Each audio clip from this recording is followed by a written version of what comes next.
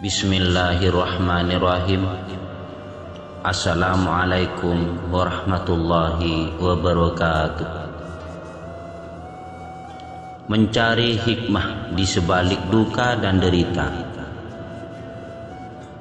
Duka, gundah dan derita itu tidak diminta.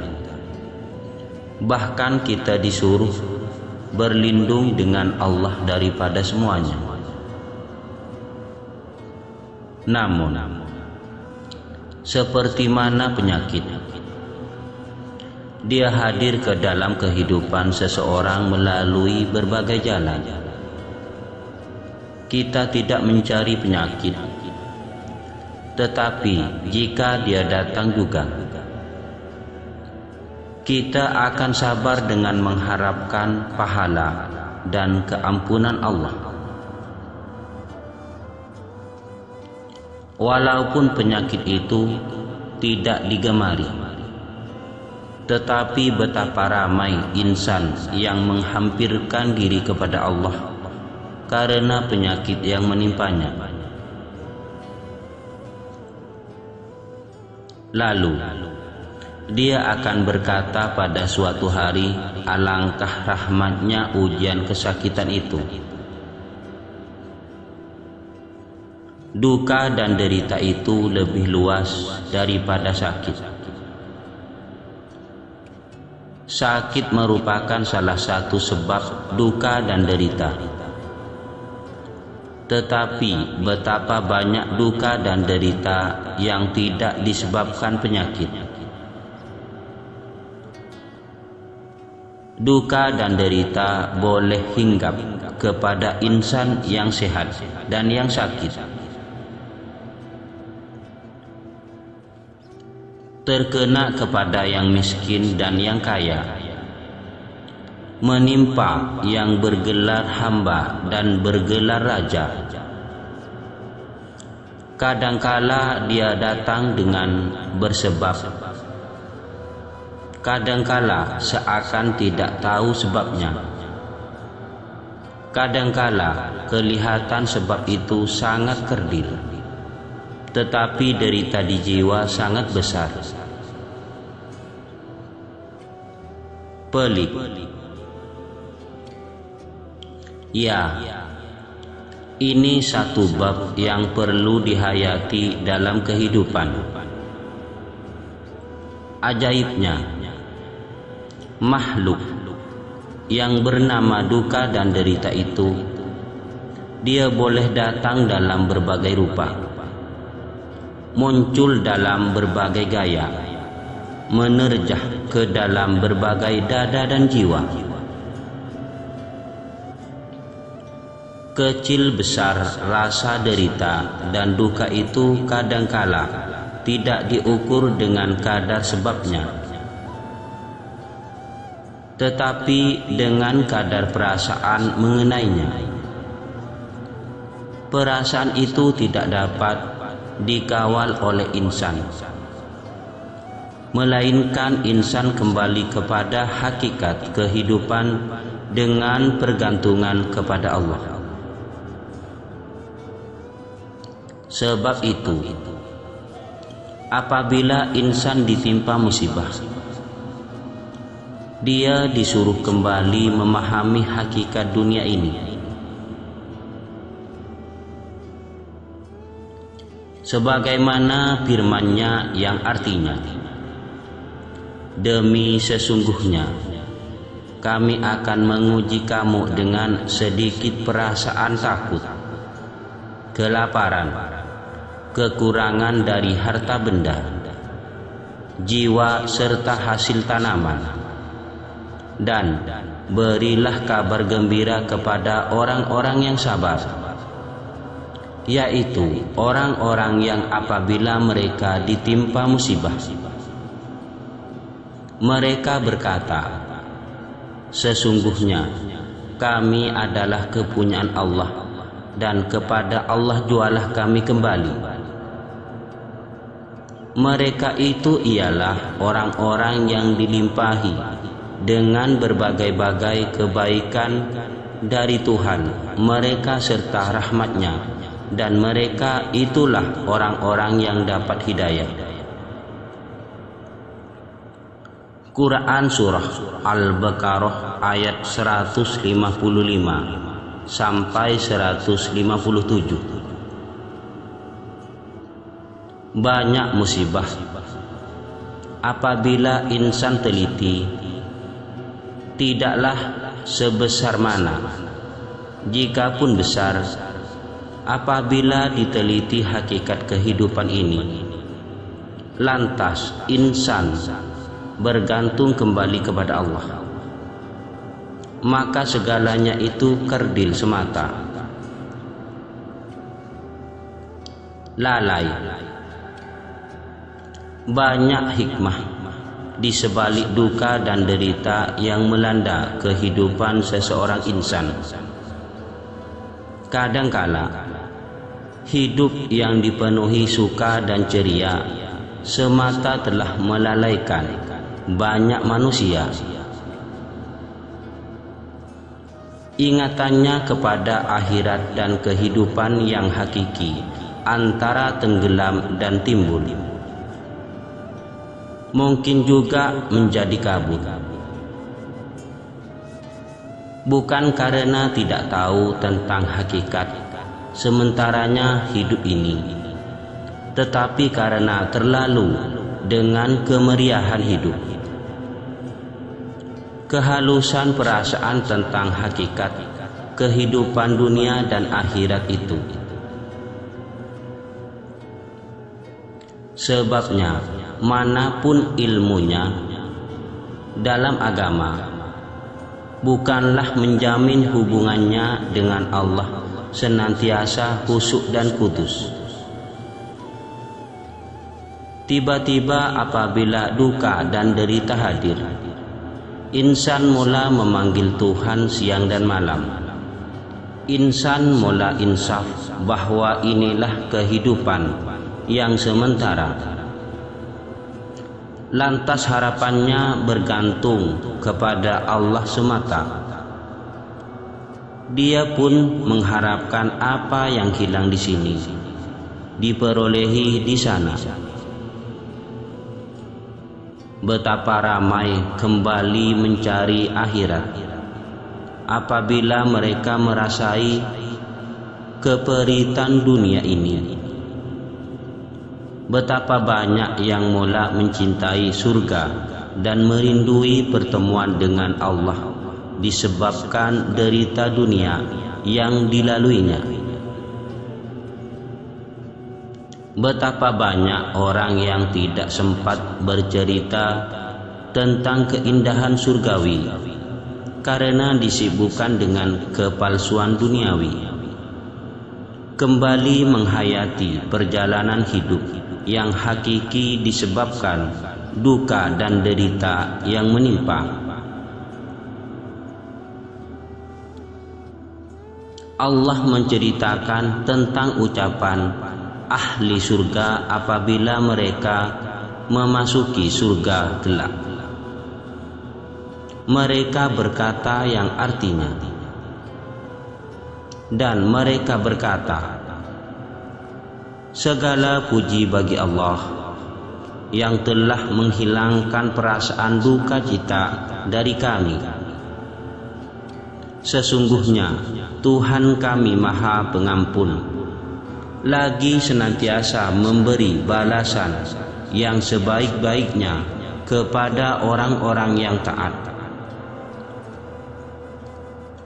Tuhan yang telah menempatkan kami di tempat tinggal yang kekal dengan limpah kurnia-Nya semata-mata. Kami tidak akan merasa penat lelah di situ, dan kami juga di situ tidak akan merasa letih lesu. Quran Surah Fatir ayat 34 sampai 35. Doa. Insan apabila putus asa dengan segala jalan, jika masih ada dalam jiwanya iman, dia akan mencari Tuhan. betapa ramai yang mempelajari kemustajaban doa ketika di dalam derita, sedangkan sebelum itu dia tidak pernah mempedulikannya. Cumanya, jika dia tidak dibimbing dengan ilmu yang sahih mengenai sunnah Nabi Sallallahu Alaihi Wasallam, maka berbagai unsur kurafat, doa rekaan, hadis palsu akan disambarnya dalam kekalutan mencari kemustajaban. Buku-buku doa banyak yang dimuatkan dengan maklumat yang tidak bersumber fakta yang sahih, seperti cerita-cerita pelik yang tidak berasaskan riwayat yang benar. Namun, jika insan memiliki dalam pikirannya manhaj yang sahih dalam mengambil sumber agama, maka ketika dalam kesusahan itu dia akan mencari nas-nas Al-Quran dan hadis yang sahih mengenai kemustajaban doa dan ungkapan-ungkapan yang meridhokan Tuhan Al-Rahman. Justru banyak yang kembali memahami agama, menghayati sunnah Rasulullah Sallallahu Alaihi Wasallam disebabkan ujian, duka dan sengsara yang menimpa dirinya. Demikianlah kadangkala duka dan derita membawa insan kepada ilmu dan amal. Antara yang diajar oleh Nabi Sallallahu Alaihi Wasallam ialah seperti yang disebut oleh baginda dalam hadis. Doa orang yang dalam kesusahan. Ya Allah, rahmatmu yang daku harapkan, jangan dikau serahkanku kepada diriku walaupun sekelip mata. Baikilah untukku urusanku semuanya, tiada yang diabdikan diri melainkan Engkau. Riwayat Abu Daud bertaraf. Lihat inti doa tersebut.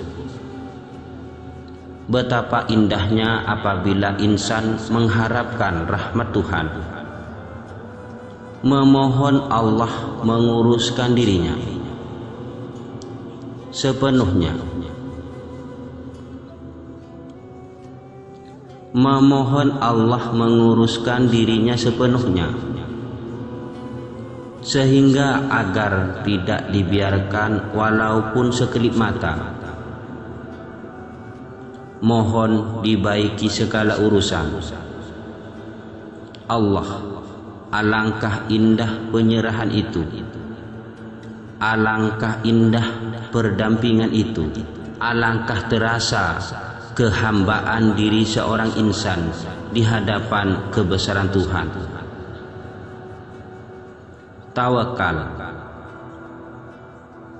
Tawakal banyak yang boleh menyebutnya, bahkan menjadi hiasan di bibirnya. Namun, hakikat tawakal yaitu pergantungan segala harapan hanya kepada Allah tidaklah mudah untuk dihayati. Dia memerlukan ketakwaan dan asuhan Rabbani. Duka dan derita mampu mengasuh insan agar menyerahkan diri kepada Allah yang memiliki segala-galanya. Tawakal adalah keajaiban. Banyak yang tidak dapat melihat keajaiban tawakal karena mereka tidak memiliki jiwa yang benar-benar bertawakal. Walaupun mulut mungkin menyebut bergantung kepada Allah, namun jantung hatinya masih bergantung dan berharap kepada selain Allah. Tawakal tidak menafikan usaha, tetapi hati nurani yang bertawakal tiada lain melainkan Allah saja pergantungannya. Usaha hanya sebab, Allah penentu segalanya. Apabila insan sampai ke peringkat yang indah itu, maka di situ terlaksananya firman Allah yang artinya, sesiapa bertawakal kepada Allah, maka Allah cukuplah baginya. Quran Surah Al-Talaq ayat 3. Duka dan derita mampu membawa insan yang beriman ke derajat yang kudus ini. Hapus dosa. Banyak dosa yang terhapus. Derajat di sisi Allah diangkat karena derita yang menimpa jiwa. Nabi Shallallahu Alaihi Wasallam bersabda, tidak seorang muslim pun yang ditimpa keletihan, penyakit, susah hati, sedih, disakiti orang, derita, sehingga jika sebatang duri menikamnya, kecuali Allah memadamkan dengan itu semua dosa-dosanya. Riwayat Al-Bukhari dan Muslim. Dalam riwayat lain, kecuali Allah angkat dengan sebab itu derajat dan padamkan dosa.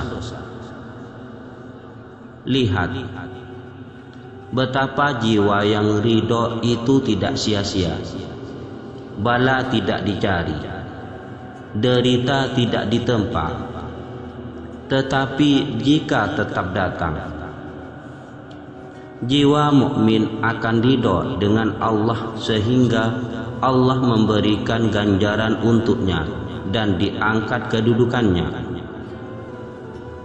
Sesungguhnya keperluan insan tentang penghapusan dosa dan ketinggian derajat di sisi Allah lebih besar dari segala. Namun dengan berpandukan perasaan dan mata yang terlalu duniawi, insan melupai hakikat kehidupan yang abadi. Padahal nikmat duniawi ini hanya beberapa bilangan hari yang beransur pergi bersama usia yang meningkat bagi setiap ketika. Kita tidak menimpa derita, tetapi derita boleh membawa bahagia selamanya. Dengan derita juga insan insaf, membetulkan yang silap, meneruskan perjalanan yang ada. Betapa banyak yang menjadi soleh karena derita yang didaluinya. Maka demikianlah Nabi Shallallahu Alaihi Wasallam minta supaya kita membetulkan sikap dalam menghadapi hidup. Sabda Nabi Shallallahu Alaihi Wasallam, sungguh mengagumkan urusan seorang mukmin. Setiap urusan mukmin adalah baik baginya. Hal itu tidak dimiliki oleh siapapun kecuali oleh seorang mukmin.